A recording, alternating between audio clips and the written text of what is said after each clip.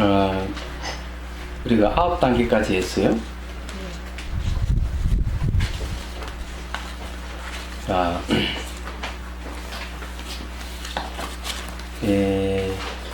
7페이지 보십시오. 7페이지.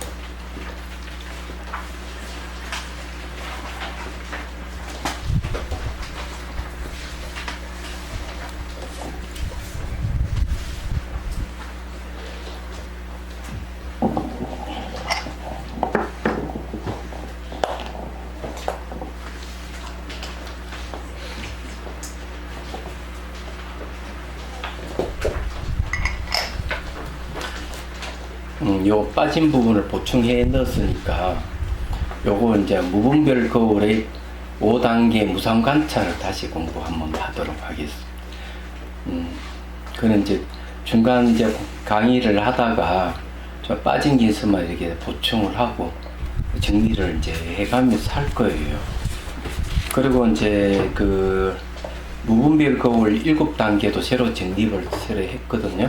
했으니까 이제 우선 요거부터 이제 공부하도록 하겠습니다. 자, 그러면서 무상 관찰하기. 지금 이 순간 깨있기 이렇게 돼 있죠. 순수와 그러면서 무상 관찰하기. 예. 발바닥의 각가지 감각을 알아차립니다. 즉 부드러움, 딱딱함, 통증 등등. 발바닥 각가지 감각의 일어남과 사라짐으로 관찰합니다. 지나간 감각이 돌아오지 않음을 관찰합니다. 미래의 감각도 오지 않아 없음을 알아차립니다. 과거와 미래의 감각이 없음을 알아차리면서 현재의 감각도 머물지 않음에 마음을 머물게 합니다. 그러면 현재도 없는 지금 이 순간 늘 깨있게 됩니다. 이건 말은 간단한데 여기에 빠진 게 하나 있어요. 얘기하지 않는 부분이 있는데 그걸 이제 말씀드릴게요. 저는 이건 굉장히 간단하거든요. 간단해서 별로 어려움 없이 이 기술을 했지만, 이번에 그 무스탕에서 학자들 4명을 이제 극기명상을 이제 지도를 하는데, 거기에서 딜레마에 빠졌습니다. 왜 그런가 하면은, 알아차림에 대해서 이해를 하지 못하더라는 얘기죠.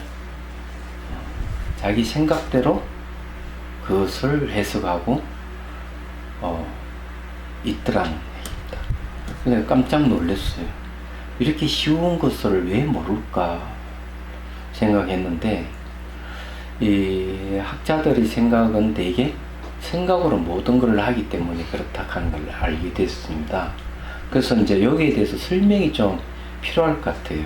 그래서 제가 한 열흘 정도 지도를 하면서 여러 가지를 설명을 해줬습니다.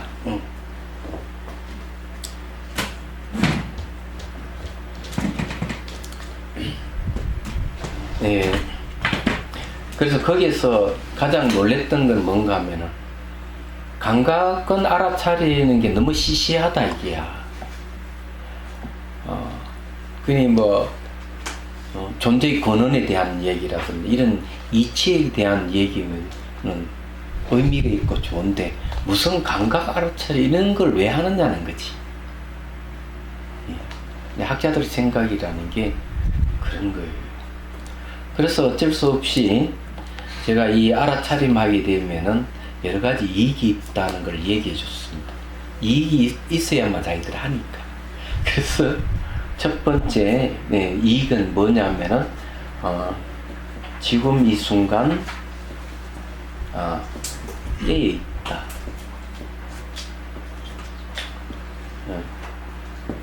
두 번째 생각이 민첩하게 된다. 세 번째 기억력이 창창해진다.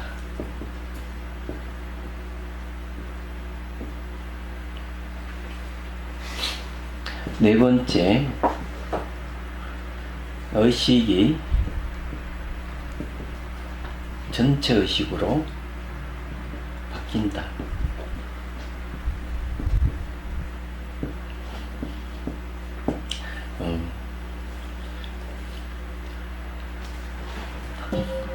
번째는 지켜보는 힘이 생긴다. 마치 거울같이 비춘다. 이런 얘기를 해줬어요. 그래서 관심을 이제 좀 갖고 했지만 여전히 생각이나 막 속에 빠져서 그것은 못 벗어나더라는 거죠. 그래서 이제 인식에 대해서도 얘기했어. 우리가 사물을 인식하는데 두 가지 방법을 쓴다. 하나는 혈량이고 또 하나는 비량이다. 혈량이라고 하는 거는 요즘 말 하면은 직관을 얘기합니다. 직관을 얘기하기 때문에 직접 인식을 얘기합니다. 비량, 비교할 비자, 량이란 헤아린다 하는 건 인식을 얘기하거든요. 요거는 이제 다른 말로 하면은 추리를 얘기합니다. 추리. 추리를 얘기하는데 이거는 간접 인식입니다. 그럼 여기서 알아차림이라는 것은 알아차린다 하는 것은 어디에 해당하는가 하면 바로 직접 인식에 속하는 거예요.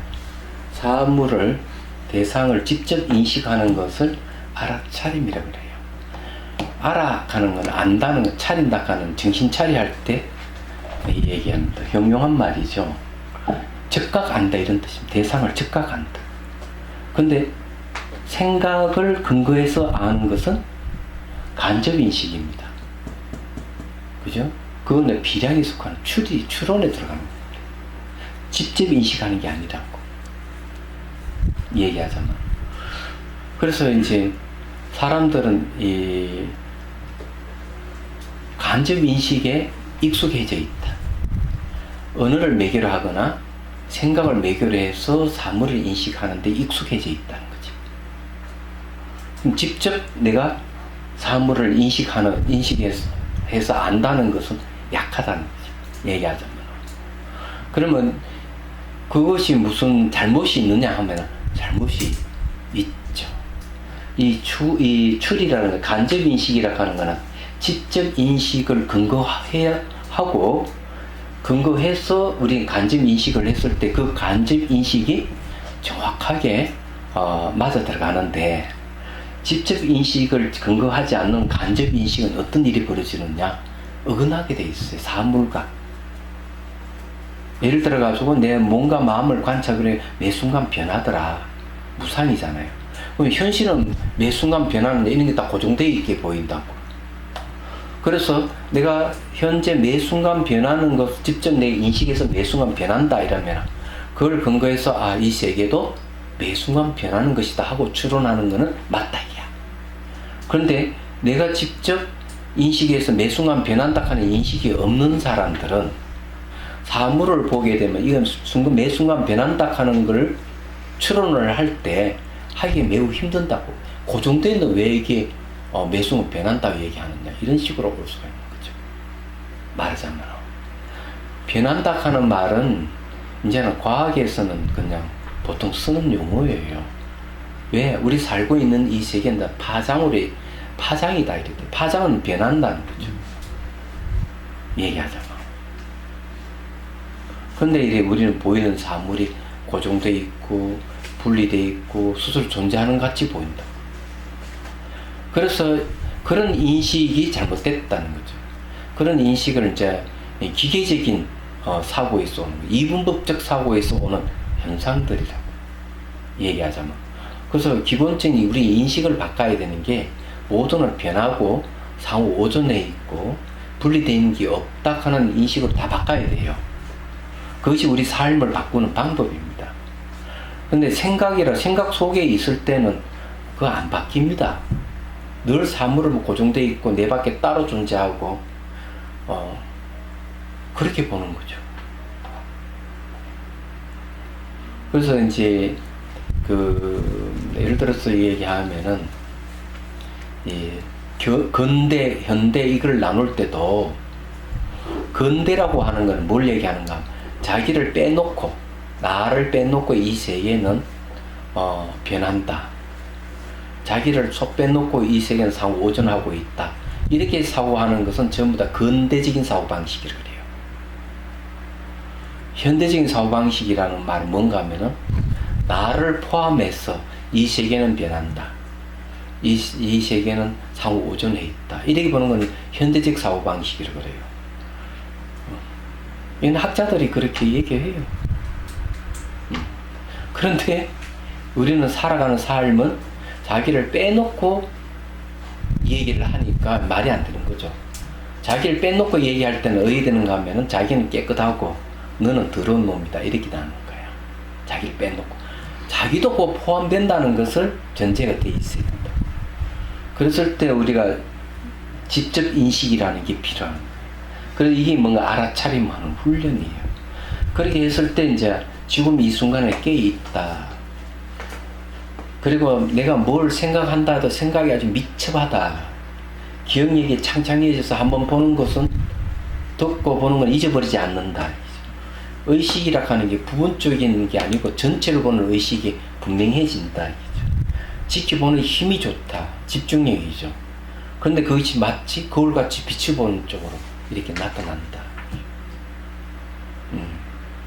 그래서 이제 그렇게 얘기를 할 수가 있습니다. 자, 그리고 여기에 이제 하나, 예, 질문해도 되겠습니까? 예, 그러니까 첫 번째는 의식이 전체 의식으로 바뀐다는 부분이 잘 이해가 안 되고요. 두 번째는 그러니까 예로 그 인식 직관이라는 게 예로 제가 누구를 보면 그 사람 어떨까 제가 과거 경험으로서 어떨까 선입견을 가지고 이렇게 보는 것을 선입견을 보고 보는 것은 간접인식입니다. 선입견이 근거가 매개가 되기 때문에. 그러면 이제 있는 그대로 분별 없이 본다는 것은 그렇지. 분별 없이 그냥 보는 건 어떤 매개도 없이 보는 걸 직접 인식이라고 해요. 의식이 그러면 전체 의식으로 바뀐다고 보면 예, 그건 말은 뭔가 하면은 하나의 사물을 보는 데 있어 가지고 예를 들어가 요 사물을 내가 본다 하면 요 눈이야. 요 사물을 볼 때 두 가지가 있어요. 하나는 심왕이라고 그러고 하나는 심소라고 그래요. 심소유법이라죠. 정확하게 얘기하면 심왕에 소유된 현상이라는 뜻이죠. 이 심왕이라가 왕 노릇하는 거죠. 이 왕. 네, 주체적인 거죠. 왕. 요거는 심소유법이라고 하는 거는 신하예죠. 신하. 그러니까 대통령이 심왕이라면은 장관이라든지 비서진들은 다 신하의 심소유법에 속하는 거예요. 그러니까 요즘 말하는 심소유법은 이것은 이제 심리를 얘기합니다. 심리. 예. 그럼 우리가 하나 인식하더라도 눈으로 보는 이 의식이라 하는 것이 항상 이 둘로 나눠져요. 그러면은 심왕이 보는 것은 요 사물의 전체를 보고 심소가 보는 거는 부분을 보는 거죠. 이걸 볼 때 전체를 보고 있으면 이거는 심왕이고 요거 보면서 그림이라든 색깔이나 모양을 인식하는 것은 심소가 하는 거죠. 그건 동시입니다. 같은 대상. 한쪽인 전체를 보면서 한쪽인 부분을 보는 거죠. 그런데 우리는 어디에 익숙해져 있는가 하면은 전체 보는 건 다 잊어버리고 있고 부분 보는 것이 아주 익숙해져 있어요. 얘기하잖아. 그래서 이제 문제가 되는 거거든요. 이 왕이라 하는 비유입니다. 그래서 이제 직접 인식이잖아요. 그럼 직접 인식하는 건 어떤 매개를 가하지 않고 보기 시작하게 되면은 어때 의식은 전체 의식으로 바뀌어 간다는 거지. 부분 보는 게 아니기 때문에. 그래서 이걸 다른 말로 있는 그대로 본다는 거죠. 있는 그대로 보는 것도 수준이 있어요. 모양과 색깔이 있는 그대로 보는 수준에서 모양과 색깔이 변하는 것을 있는 그대로 보는 것, 모양과 색깔이 변하는 것 속에서 지나간 과거는 돌아오지 않고 미래는 오지 않고 현재도 머물지 않는다고 보는 있는 그대로 보는 것. 그것도 좀 더 가면은 자체 성품이라는 어떤 자기 스스로 하는 힘이 없는 자성이 없는 걸 보는, 있는 그들을 보는 뜻까지 가야 돼요. 그게 이제 알아차림이 하는 겁니다. 그리고 이런 차원이 있는 거죠. 얘기하자면 이것도. 그래서 이제 얘기하자면은 그렇다. 네. 자, 거기에 이제 중요한 하나는 더 말씀드리죠. 발바닥에 가까이 감각을 알아차림이 될때 부드러움, 딱딱 이런 통증 이런 걸 알아차리되 첫 번째 제일 초보자들은 뭘 해야 되는가 하면 한 대상에 한 알아차림을 해야 됩니다. 이래기를 알아차리려고 하지 말아야 돼요. 네. 부드러운 거다 부드러움만 알아차리는 거죠. 근데 부드러움도 나오고 딱딱함도 통증도 동시에 이렇게 나타나면은 그 중에 가장 강한 자극이 있는 통증이 가장 강한 자극이 있다면 통증을 알아차리면 되는 거예요. 그래 이 알아차림 하다 보면 이제 나중에 부드럽고 딱딱하고 통증을 동시에 같이 알아차리게 된. 그러니까 이 많이 부분적인 것을 많이 알아차리게 되면 이제 전체 의식으로 거듭나고 있다 이래 보시면 돼요. 그 다음에 이제 반전이 일어나는 게 발바닥 가까이 감각을 다 통합을 하는 것. 뭘로 통합을? 일어난가 사라짐으로 관찰하는. 부드럽고 딱딱하고 통증 여러 가지 일어나지만 이건 전부 다 생겼다 사라졌다 하는 거로 보는 거예요. 근데 여기에서 이제 중요한 게 있어요. 생겼다 사라졌다 하는 것은 발바닥만이 아니라는 얘기죠. 우리 인생도 생겼다 사라졌다 반복하는 거예요. 이 지구도 생겼다 사라졌다 반복하는 거예요. 이 우주도 생겼다 사라졌다 반복하는 거예요. 그래서 모든 존재를 일어나고 사라짐으로 통찰을 할 수 있으면 그걸 지혜라 그래요. 근데 그런 데까지 가면은 좋다 이죠. 네. 그거까지 못 가면 이 정도 수준으로 보면 된다. 자, 거기에 그럴 때 발바닥 감각 4단계 무상 봅시다. 첫 번째, 발바닥의 각가지 감각을 알아차립니다. 즉 부드럽고 딱딱한 통증 등등. 두 번째 단계로 넘어갑니다. 발바닥 가까이 감각을 일어난가 사라짐으로 관찰합니다. 이 감각은 매 순간 찰나생 찰나멸을 해요. 예. 그래서 이 머물지 않아요, 이게. 우리는 그런 걸 인식을 안 하죠. 그래서 이게 처음에는 둔한 사람은 벌써 생겼다 사라졌다 했는데 벌써 뭘 알아차릴지도 모르고 하다가 좀 익숙해지면 이제 하나씩 알아차리면 하게 되는데 나중에 보면 이 대상이 매 순간 변한다 하는 걸 알게 돼요. 그러면 이제 수준이 조금 높아진 거죠.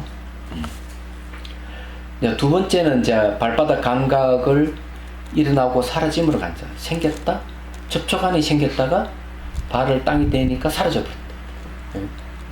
또 접촉안부터 생겼다가 발을 떼면 또 사라져. 감각은 접촉에서 일어나는 것이죠. 접촉하지 않으면 사라져버려. 이런 걸 이제 알게 되는 거죠. 자, 세 번째 단계는 이게 일어나고 사라지면 잘 알게 되면 그 다음에는 뭘 관찰해야 되느냐 아닙니다. 그 다음 관찰은 지나간 감각은 돌아오지 않는 걸 관찰해야 돼. 미래의 감각은 오지 않는 걸 알아차려야 돼.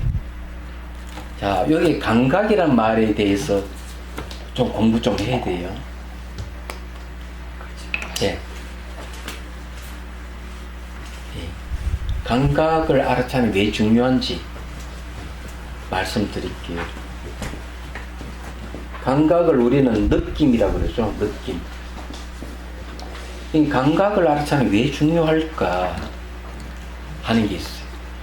감각 알아차리는 게 중요한 건 사람들 잘 몰라요. 자, 말씀드릴게요. 모든 존재는 감각을 통해서 그 모습을 나타냅니다. 모양, 색깔, 형상들은 전부 다 감각에서 나타납니다. 자, 눈으로 모양과 색깔을 보는 건 시각이라고 그러죠. 시각을 통해서 나타납니다. 소리는 청각을 통해서 나타납니다. 후각은 냄새죠. 냄새 맡는 건 이 후각을 통해서. 맛이라 하는 감각은 역시 미각을 통해서 나타납니다. 접촉에서 오는 느낌은 촉각이죠. 촉각을 통해서. 그래서 모든 첫 번째 현상들, 세계라 그럴까? 이 세계에 있는 그들의 모습은 감각의 모습입니다. 감각의 모습. 이거 빨리 알아야 돼요.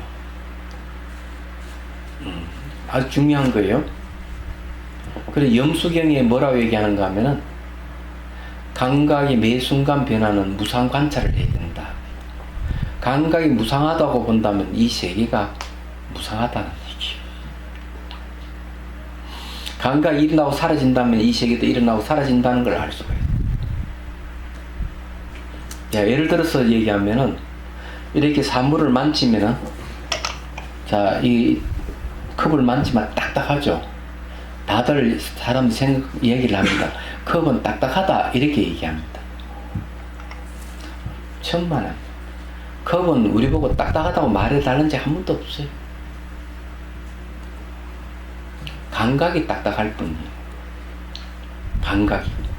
그럼 과학에서는 어떻게 얘기하느냐 하면 탁 쥐고 있으면 딱딱하다 이렇게 이제 만진다 이렇게 얘기하지만은 과학에서는 한 번도 우리는 사물을 만질 수가 없대요.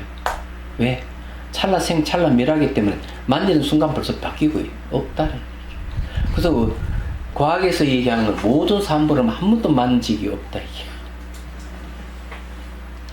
과학자들 그리 물리학자들이. 근데 왜 이게 딱딱한 건 왜 그러냐 이러니까 손에 있는 전자기력과 찻잔에 있는 전자기력 서로 밀어내기 때문에 딱딱하게 느껴지지. 전부 다 이 손이든 이 찻잔이 99.99% 비어있다. 그래서 이렇게 비유하는 거죠. 원자가 주먹만하다 그러면은 20km 밖에 전자가 돌고 있다. 그러니까 원자 한 덩어리와 전자 한 덩어리 사이에 20km나 떨어져 있다. 이야. 그래서 이 세계는 99.99% 비어있다. 이거죠. 원자도 또 쪼개면 중선자, 양선자 나오죠.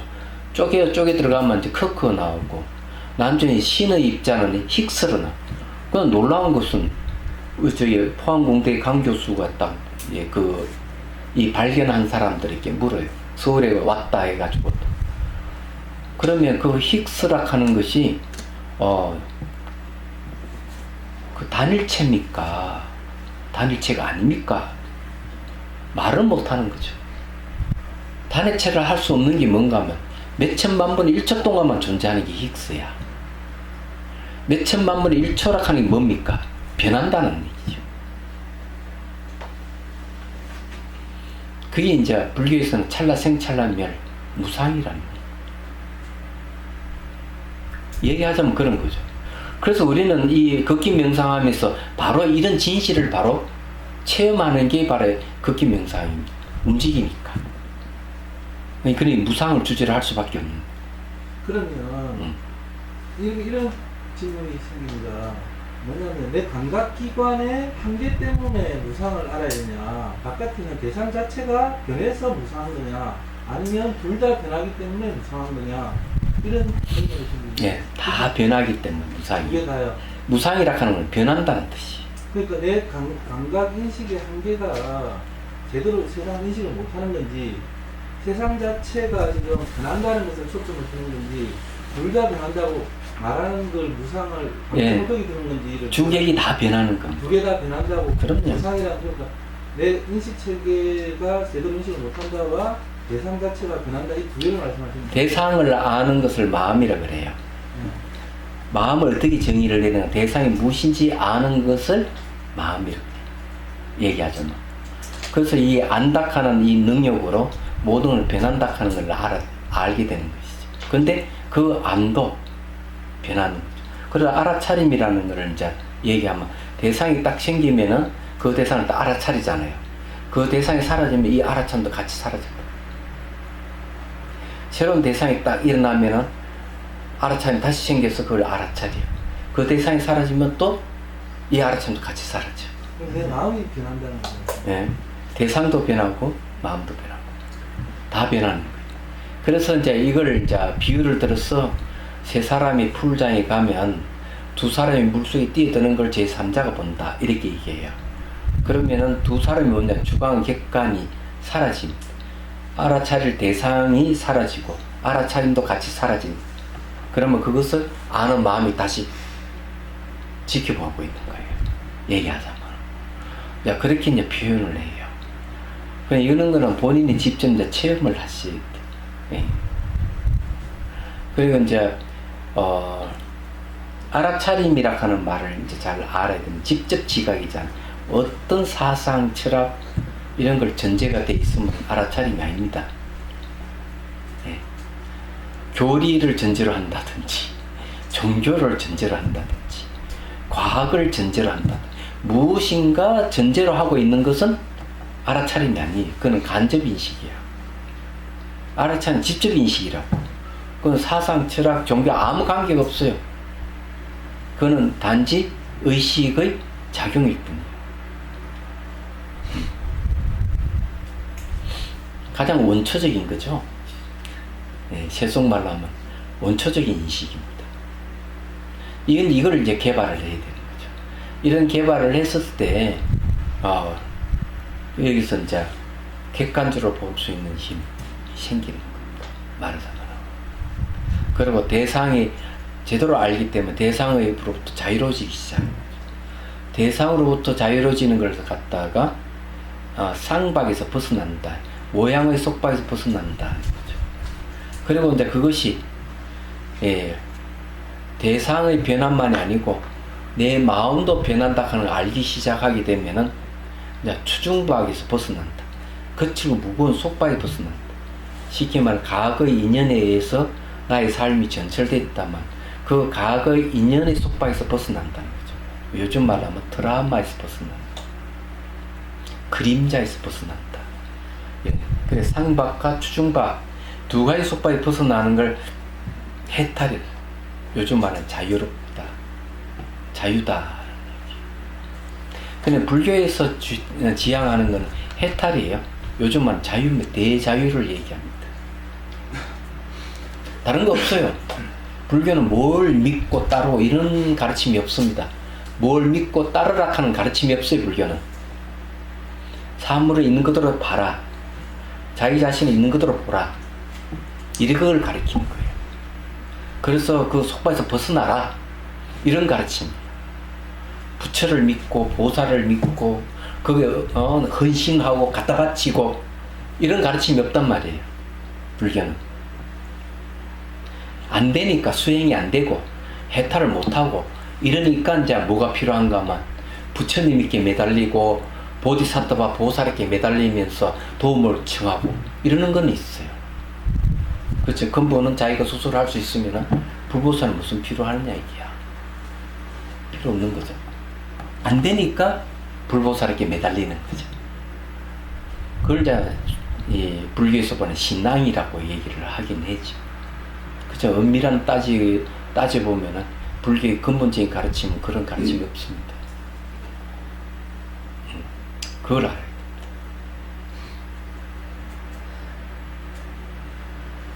그냥 이해가 되시죠? 그래서 여기에 이제 내용이 이제 그렇다. 이건 전번에 없는 걸 내가 이제 다시 그걸 여러분들이 얘기를 하는 겁니다.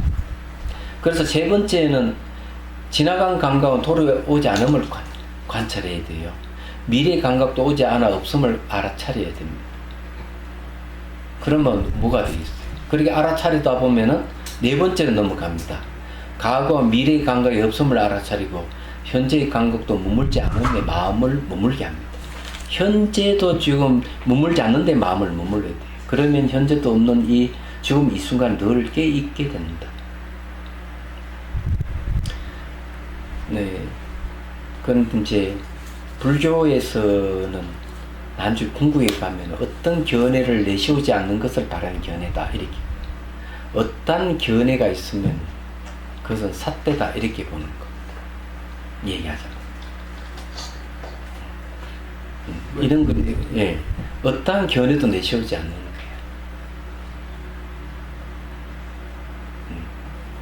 자, 그 다음에 지금 이 순간 무아의 아에 깨있게. 자, 그럴 때는 이렇게 하고, 그러면서 이제 또 뭘 해야 되는가 하면, 출발 지점에서 무상에 대한 이해를 가집니다. 그는 걷다가 잠시 멈추고, 지나온 자신을 되돌아봅니다. 그리고 앞으로 갈 나가 있는지 살핍니다. 그리고 현재 서 있는 나 자신을 살핍니다. 그리고 사유합니다. 지금 서 있는 이 순간을 기점으로 하여 지나온 삶이 있는지 살핍니다. 자, 지나온 삶이 없습니다. 기억으로만 있죠. 지나간 건 돌아오지 않기도 없다 이 말이에요. 이 무상에 대한 이해가 확실할 때 이걸 알 수가 있어요.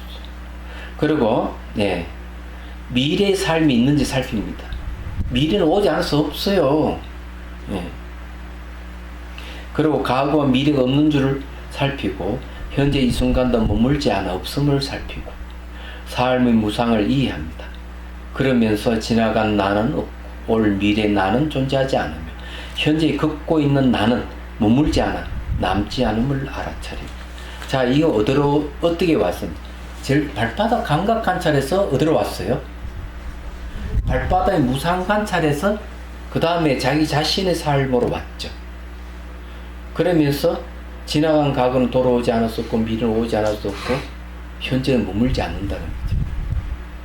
그러면 현재 이 순간에 의식이 깨있게 됩니다. 그래서 그러면서 자유를 구가하는 거예요.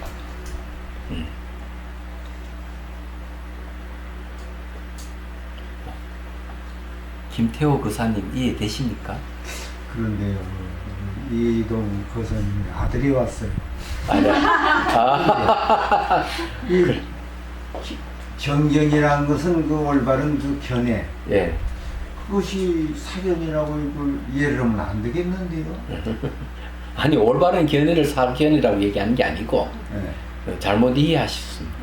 어떤 견해를 내세우는 것은 올바르지 못하다는. 견해를 안 내세우다니요. 견해를 내세우지 않는 것이야말로 올바른 견해예요. 그것이 이해가 안 되시죠. 그래서 이 공부를 하게 되면 그 이치를 알게 되는 거예요. 두고 봅시다.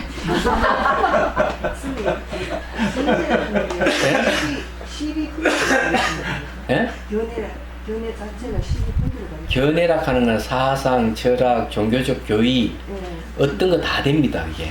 근데 그 견해를 내세운다 하면 12분류를 따진다. 그것도 됩니다. 그런 것도 되는데 이제 결국 이제 공부를 해보면 공성이라고 하는 비에 있음이라고 하는 건 어떠한 견해도 없다는 걸 비에 있다는 거예요. 다른 말 열반이라고 하는 어떠한 번뇌도 일어나지 않는 번뇌가 다 소멸해버린 상태를 이제 열반이라 하듯이 그건 없어요. 근데 우리는 개인설에 뭘 자꾸 보고 이리 세우고 저리 세우고 집을 만들잖아요, 우리가. 집이 만드니까 거기서 이제 온갖 싸움이 다 일어나고 헐떡고 싸우고 그러잖아요. 사람이 죽고 이러잖아요. 보십시오. 이 이슬람 보십시오. 순위파하고 또 무슨 파입니까? 싸우잖아요. 싸우면 수많은 사람 죽잖아요. 아니 그래 같은 종교 안에 파가 다르고 견해가 다르니까 그런 생명이 죽어가는 일이 벌어지잖아요. 그런 견해를 내세우지 않는다면은 죽을 리가 없죠. 그게 생명 존중하는 방법이 얘기하자면. 자, 남과 북이 갈렸잖아요. 공산주의, 민주주의 하니까 이렇게 갈린 거예요. 궁극에는 그런 걸 내세우지 않으면 무슨 휴전선이 뭐가 필요하겠어? 필요 없는 거예요, 이게. 그런 사람들은 늘 그런 생각 속에 살고 뭘 만들어가 자꾸 너는 너고 나는 나고 자꾸 나는 높고 너는 낮고 이런 식으로 하니까 이제 문제가 되는 거죠. 얘기하자면. 근데 매 순간 변한다고 보십시오. 모든 변하는 것은 무슨 거기에 소유할 게 뭐가 있어요? 소유할 게 아무것도 없잖아요. 심지어 자기 견해도 소유할 수 없어요. 변하는 거니까. 그렇게 안다면은 모든 사람들 그렇게 알고 대한민국 사람이 다 알고 북한 사람도 다 안다면은 휴전선이 없이 왜 생기겠어? 안 생깁니다. 생각해보시면 아시잖아요. 이 불교는 이 민주주의 국가에서는 토론 문화가 있는데 토론 문화를 자꾸 권장을 하고 그러니 토론 문화가 어디 죽어야겠구나. 토론 문화를 어떻게 쓰느냐가 중요하죠. 얘기하자면. 잘못된 견해를 없애는 쪽으로 가면 좋은 것이고, 잘못된 견해를 자꾸 내세우게 되면 이제 문제가 생기고 이러는 것이지. 앞에 말씀드린 그러니까 그 전제 없이 알아차림이라는 부분에 대해서 제가 좀 의문이 생기는 게 현대 학습 이론은 어떤 세상을 인식하기 위해서는 내가 아는 것과 연합해서 세상을 이해하게 되는데 그래서 이 맥락 없이 그렇게 하는 건 다 추론에 들어갑니다. 불교에서는 추론이라 그래. 예를 들어 가지고 아이가 배가 고팠어. 운다, 말 못하는 애가 젖달라고. 그럼 그건 직관이게요, 추론이게요? 직관 아닙니다. 추론입니다. 예. 왜냐하면은 젖하고 울음하고 결합되어 있는 거죠. 그러니까 언어와 결합될 수 있는 울음이잖아요. 그럼 그것은 젖을 달라고 울기 때문에 전제가 깔려 있는 거죠. 그런 울음은 추론으로 보는 겁니다. 얘기하자면. 애기 자체로서는 추론이 아닙니다. 예, 추론입니다. 애기 자체로서는 추론이 아니, 아닙니다. 예, 추론입니다. 애기는 그 젖을 달라는 걸 전제로 하고 울기 때문에 그렇다. 예. 근데 이제 만일 이걸 이해하시려면은 방법이 있어요. 저게 한 4,000m 올라가가지고 트리킹 하는 겁니다. 트리킹 하면 어떤 일이 벌어지는가 하면은 생각하는 것 자체가 귀찮아져요. 힘들기 때문에. 아무 생각 없는 상태, 백지 상태로 갑니다. 그래서도 다 사람을 다 인식하고 있어. 아무 생각이 없는 상태에서. 그럼 뭘 전제가 아무것도 없어. 왜? 감정이 생각 일으키기만 하면 힘드니까. 그 세계는 숨쉬기도 힘든데. 근데 학자들은 그런 걸 안 해보니까 제대로 이해를 못하는 거예요. 얘기하자면. 그래서 이 불교에서 그런 심리적인 문제를 아주 정확하게 기술을 하고 있습니다. 그래서 지금 현재 이 알아차림이라 하는 것은 생각염이거든요.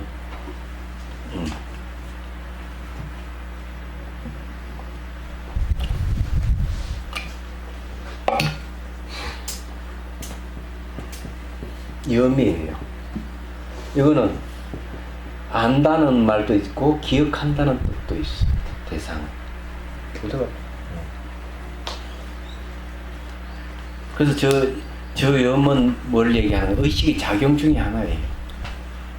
근데 그런 거 다 얘기하면 여러분 머리 아프기 때문에 그런 걸 내가 다 생략하고 얘기를 하는 거예요. 학자들은 하도 이해를 못하니까 이런까지 내가 다 얘기해줬어.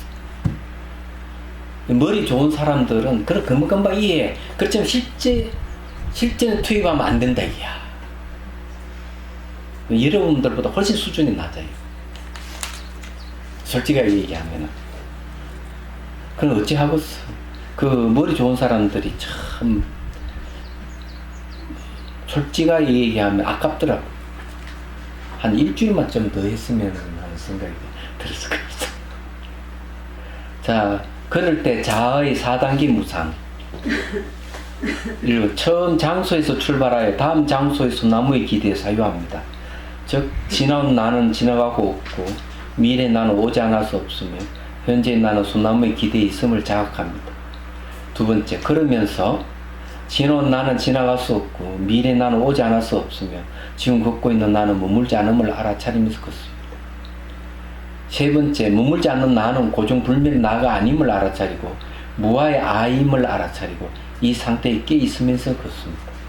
이게 이제 세 번째는 이제 아락하는 건 무아의 아구나. 예. 아는 아인데 고정불멸의 아가 아니구나. 움직이는 나, 유동적인 아라고 인식하는 거죠. 그러면서 그 나하락하는 거, 예, 머물지 않는 나, 거기에 머물면서 걸어가는 거예요. 예, 그걸 자각한다 이겠죠. 자, 네 번째, 무아의 아는 곧 자신의 마음임을 알아차리고 이 상태에 깨있음을 걷습니다. 그러면서 이렇게 알고 깨있음을 잊어버리지 않고 유지합니다. 예. 자, 여기에 이제 우리가 오늘 공부를 요걸 좀 중점을 했으면 좋겠다는 생각을 합니다. 그래서 이 단계도 보면 첫 번째 4단계, 두 번째 4단계, 세 번째 4단계가 있죠. 그죠? 발바닥이 감각의 4단계가 있고 그럴 때 자의 4단계 무상이 있잖아요. 얘기하자면. 예. 자, 8페이지. 현재 이 순간 깨있게 앞의 순서대로 명상하며 걸을 때나 멈추고 서 있을 때는 늘 지금 이 순간에 깨있기를 놓치지 않습니다. 무분별 거울 4단계에서 익힌 동시에 비추면서 알아차리기가 지금 이 순간 늘 깨있는 상태를 도와주고 유지해 줄 것입니다. 효과. 첫째, 지금 이 순간 깨있음으로 과거와 미래로 생각이 왔다 갔다 하는 비현실적인 것에서 벗어납니다. 우리는 과거를 생각하고 미래를 추상하는 것은 비현실적인 겁니다. 왜? 지나간 것을 붙들고 있거나 오지 않는 걸 붙들고 있는 건 어리석은 거거든요. 그렇다고 미래를 계획을 하지 말아라, 과거를 떠올리지 말아라 이런 소리는 아니에요. 과거를 떠올렸더라도 그것이 현재 이 순간이라고 알아차리고 미래를 추상하더라도 저 현재 이 순간이라 알아차리고 있어야 돼요. 현재에서 다 일어나는 일들이니까. 예. 자, 예. 즉 과거와 미래병인 상사병에서 벗어나는 것입니다. 둘째, 무상의 지혜가 생깁니다. 변한다는 지혜가 생깁니다. 즉 항상 하다 하는 견해, 그런 내재하는 실체가 있다는 견해가 무너집니다. 셋째, 의식이 명료해집니다. 여기 두 번째는 참 중요해요. 항상하다는 견해가 무너질 뿐만 아니라 내재한 실체가 있다는 견해가 무너진다는 게 더 중요해요. 이런 걸 알면은 어디서 벗어나는 거는 트라우마라든지 그림자, 과거에 연연해야 하는 마음이 없어져요. 네. 현재 이 순간 늘 깨있게 되는 거죠. 그게 자유롭다 이기지. 얘기하죠.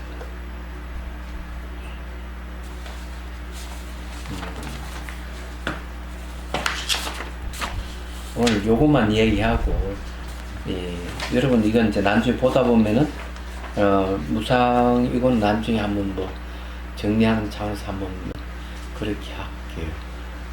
무상 관절 7단계가 뒤에 또 있거든요. 그걸 또 줄이면 4단계로 줄이고. 그 우리가 경환 공화를 공부를 할 때 이 경의 단계에서 거울 단계에서 무상을 철저하게 배우는 것에 중점을 두셔야 돼요. 이 아주 중요해요. 환의 단계에 갔을 때는 사유가 곁들이면서 눈이 보이고 들리는 이것을 사유를 통해서 고정되어 있거나 분리되어 있지 않다는 것을 이제 깨우치는 거죠. 그래서 무상을 좀 더 깊이 이해할 수 있는 기회를 열립니다. 나중에 공단계에 가도 마음 자체가 비어있다 하는 걸 알게 됩니다.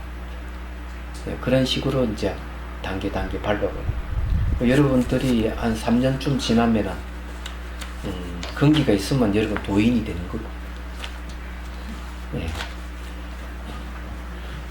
도인이 안 되더라도 괜찮아요. 그때쯤 되면 어설픈 선무당 같은 반도인 될 수도 있습니다. 그것만 해도 성공이에요. 질문 있으면 하십시오. 도인이 되면 나중에 절 상체 뭐 지켜야 됩니까? 절 지어도 돼.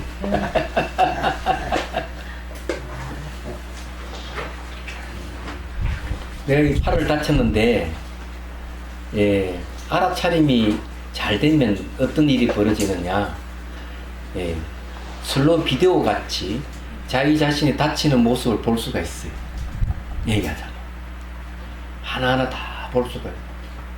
마치 비디오를 보듯이, 사물을 보듯이. 이 알아차림이 잘 될 때 일어나는 현상이에요. 얘기하자면 스님은 다치는 동안에는 알아침을 못 드시고. 예. 이게 이제 다치는 것은 다칠 조건대만 다치게 돼 있어요. 근데 그 알아차림하고 무관합니다. 근데 알아차림이니까 요 정도지. 그러니까 알아차림이 없으면 저 절벽에 떨어져 죽었을 거예요. 어쩌다 다치셨어요? 예? 미끄러졌어. 고산지대에 가면 모든 게 느립니다. 미처할 수가 없어요. 얘기하자면. 공기가 희박하기 때문에 걷는 것도 힘들잖아요. 그래서 사고 나기가 딱 좋습니다. 그런 환경. 그렇게 생각하시. 또 내가 나이가 많잖아요. 그래 인지 능력도 떨어지고 이러는데 그러다 알아차림만은 아주 날카롭기 때문에 이 정도예요. 나 그렇게 생각하시죠. 그러면 실습을 해야 되는데 끝내죠. 네.